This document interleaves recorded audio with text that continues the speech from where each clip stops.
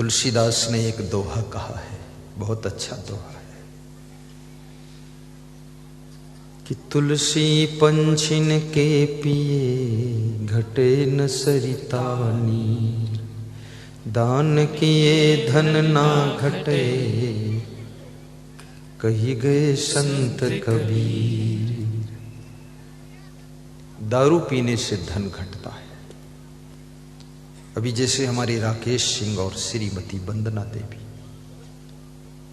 ये धन लगा रहे हैं सत्संग में। कल भंडारा भी है सबका पूरा है? कल बहुत बड़ा भंडारा है। ऐसे डेली भंडारा चल रहा है। कल भी हुआ, आज भी हुआ है। जो यहाँ ठहरते हैं और जो नहीं ठहरते वो भी खा लेते, कौन पूछता है। लेकिन कल भी भंडारा विस्तृत होगा। कल विस्तृत है, देखो। और इतनी बड़ी व्यवस्था, ये पंडाल, ये लाइट, ये माइक, ये वीडियो, ये जनरेटर, इतना प्रचार प्रसार, 2-2, 3-3 गाड़ी खुद की लगी थी। तभी तो आपको सूचना मिली, आप पधारे। उनका दिल भर गया दोनों पति पत्नी का आपको देखकर। एक बार देख लो, इधर खड़े होकर देख लो, खड़े हो जाओ। हाँ, माला दे दो, एक माला, ताली बजा दो इनके लिए। ऐसी ताली बजाओ कि 2 साल बाद फिर ये फंस जाए चक्कर में। आइए आइए, एक माला पहना देता हूं क्योंकि जिसका माल खर्च हो रहा उसको माला तो पहना दो। ये वंदना जी को आप पहना दो, पहनो पहनो। विवाह बंधन को मैंने क्या वो क्या बोलते जी, रिन्यूअल कर दिया, जीर्णोद्धार, फिर से माला पहना। क्योंकि हम संत हैं तो हम नारी को माला नहीं पहना सकते, इसलिए उनके हाथों से पहनकर बैठे रहो। धन्य। ऐसे बहुत श्रद्धावान और बहुत दिल वाले व्यक्ति हैं, बहुत समझदार हैं, बुद्धिमान भी, बहुत बड़ी आस्था है। तुम ही मेरे मंदिर, तुम ही मेरी पूजा, तुम ही देवता हो, तुम ही देवता हो। गाइए। तुम ही मेरे मंदिर, तुम ही मेरी पूजा, तुम ही देवता हो, तुम ही देवता हो। जिधर देखता हूँ नजर तुम ही आते, सभी भक्त साधक तेरे गीत गाते। जिधर देखता हूँ नजर तुम ही आते, सभी भक्त साधक तेरे गीत गाते। गीतों की माला के गवैया तुम ही हो, गीतों की सब गाइए। माला की रचैया तुम ही हो, जीवन की नैया के खेवैया तुम ही हो, जीवन की नैया के खेवैया तुम ही हो। तुम ही मेरे मंदिर, तुम ही मेरी पूजा, तुम ही देवता हो, तुम ही देवता हो। तुम ही मेरे मंदिर, तुम ही मेरी पूजा, तुम ही देवता हो, तुम ही देवता हो। माताएं अलग से गाएं और पुरुष अलग से गाएं, तब पता चले, नहीं दोनों साझे में गा ही नहीं रहे। महिलाएं सोचती ये लोग गाएंगे, ये सोचते ये गाएंगे, और दोनों ढीले ढाले हैं, इसलिए माताएं गाएंगी तुम चुप रहना। तुम ही मेरे मंदिर, तुम ही मेरी पूजा, तुम ही देवता हो, तुम ही देवता हो। तुम ही मेरे मंदिर। बहुत सुंदर, धन्य हो। तुम ही राम मेरे कन्हैया, तुम ही हो, जीवन की नैया के खेवैया तुम ही हो। तुम ही राम मेरे।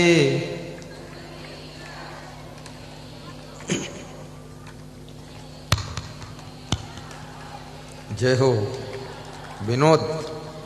जीवन की नैया के खेवैया तुम ही हो, जीवन की नैया के। जय हो पत्रकार।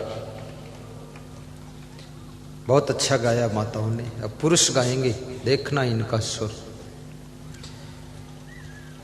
तुम ही मेरे मंदिर, तुम ही मेरी पूजा, तुम ही मेरे मंदिर, तुम ही मेरी पूजा, तुम ही देवता हो, तुम ही देवता हो, तुम ही देवता हो, तुम ही देवता। तुम ही मेरे मंदिर। भाव से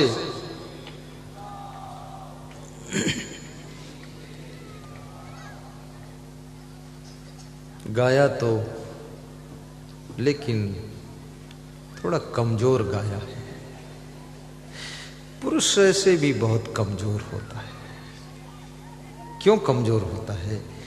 क्योंकि इसकी रोटी में जितना घी महिलाएं लगा देती हैं उतना ही खाने को पाता है, और इनके लिए किचन में घी का डब्बा खुला रहता है।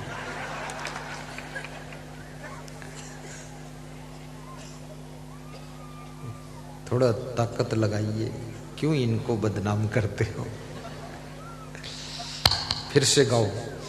तुम ही मेरे मंदिर, तुम ही मेरी पूजा, तुम ही देवता हो, तुम ही देवता हो, तुम ही देवता हो, तुम ही देवता। बोलिए सद्गुरु भगवान की। चित्त को एकाग्र कीजिए, पुनः प्रवचन में प्रवेश कीजिए। आपका घर मंदिर जैसा हो, आपके घर की नर नारी देवी और देवता के समान हो, आपके घर के बालक कृष्ण कन्हैया की तरह आपके आंगन की शोभा बढ़ाएं, आपकी कन्याएं राधा की तरह आपके घर को खूबसूरत बनाए, आपका जीवन मंगलमय हो, आपकी प्रसन्नता सदैव बनी रहे, आपका जीवन भक्ति और धर्म के लिए हो। मैं एक कहानी सुना रहा था आपको।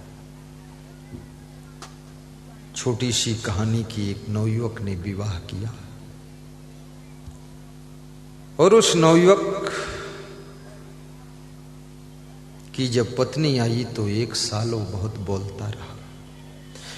दूसरे साल उसकी पत्नी ने बोलना शुरू किया तो दूसरे साल उसकी पत्नी बोलती रही, पति सुनता रहा। और तीसरे साल दोनों ने बोलना शुरू किया और दोनों नहीं सुनते थे।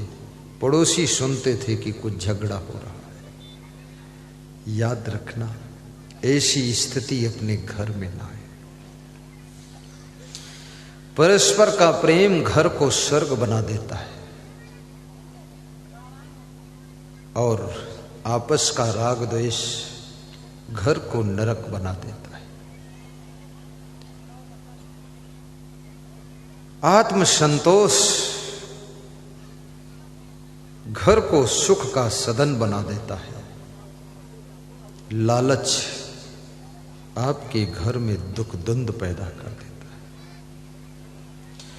महान बनना है तो लालच को जीतने का प्रयास करो।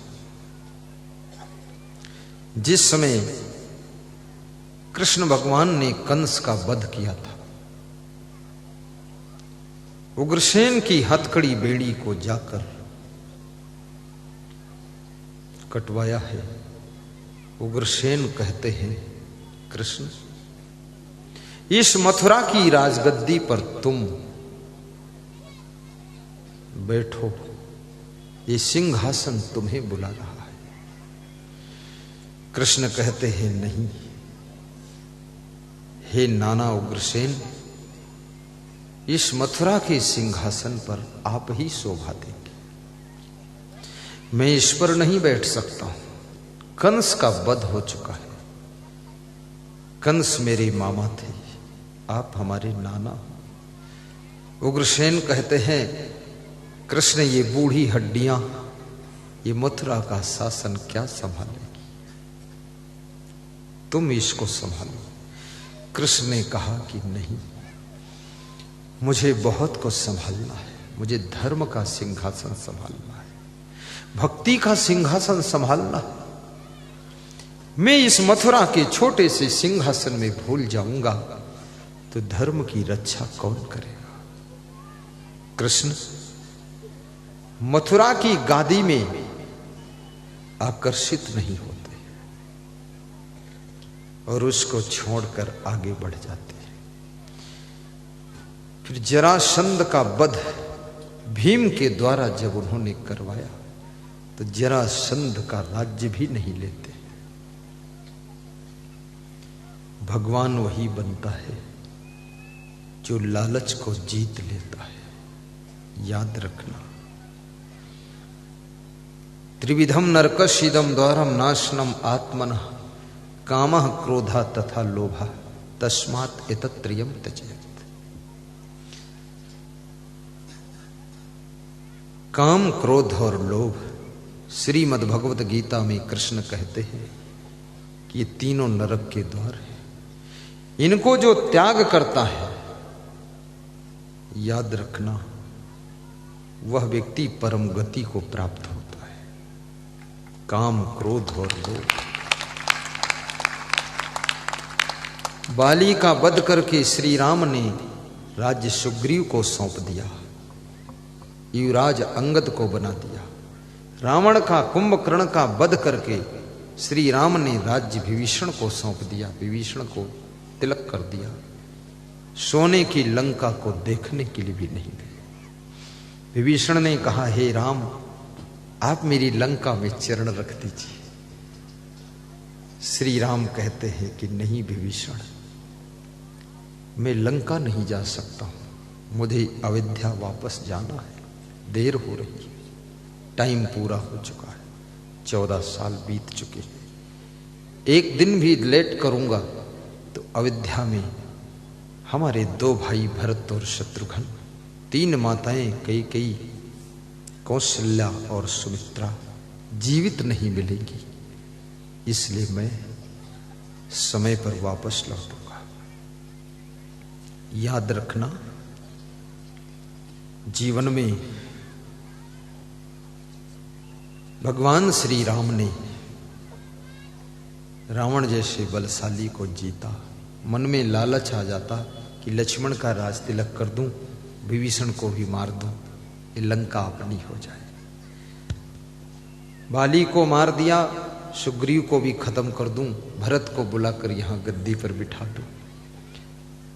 आज का आदमी तो ऐसा लालची है, कुछ पूछो ना उसका हाल। राजनीति में यदि पहुंच गया तो सारे पद वो खुद ही ले लेना चाहता है कि सब पद मेरे पास रहे, बेटे के पास रहे, पोते के पास रहे, पत्नी के पास रहे, और गांव के कुछ कुत्ते कुतिया खाली हो तो उसको पदासीन कर दो, बाकी और किसी को नहीं मिलना चाहिए। बहुत लालची है, उसका काम खत्म हो जाता। जय हो जय हो। बुंदेल सिंह बुंदेला, खड़े हो जाओ। ये पूरे भारतवर्ष में घूमते रहते, बड़े धार्मिक व्यक्ति, मंदिर निर्माण कराया, आश्रम बनाया, सेव फल लेकर आए हैं, टेबल पर रख दिया कि देखते रहो, दूंगा नहीं आपको।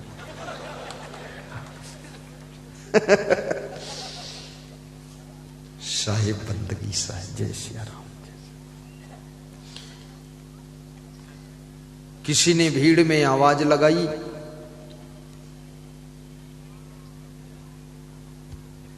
$2000 नोट की गड्डी हो तो उसमें कितने रुपया होते हैं? 2000 की गड्डी में कितने रुपया होते? 2000 के 100 नोट में 2 लाख हो गए ना। लोगों को कंफ्यूजन हो जाता है, कितना होगा, जोड़ना पड़ता है। 2 लाख, 2 लाख रुपए की गड्डी का धागा मिला, गड्डी मिल गई किसी को, और उसने भीड़ में आवाज लगाई कि 2000 के नोट की गड्डी किसी की गिरी है और मिली है, जिसकी हो ले लो। तो 50 लोग लेने के लिए दौड़ पड़े, गड्डी एक थी। जब 50 लोग दौड़े तो जिसके पास गड्डी थी वो हंस करके बोला कि भाई साहब, अभी गड्डी को बांधने वाला धागा मिला है, गड्डी नहीं मिली। कितना लालच है लोग।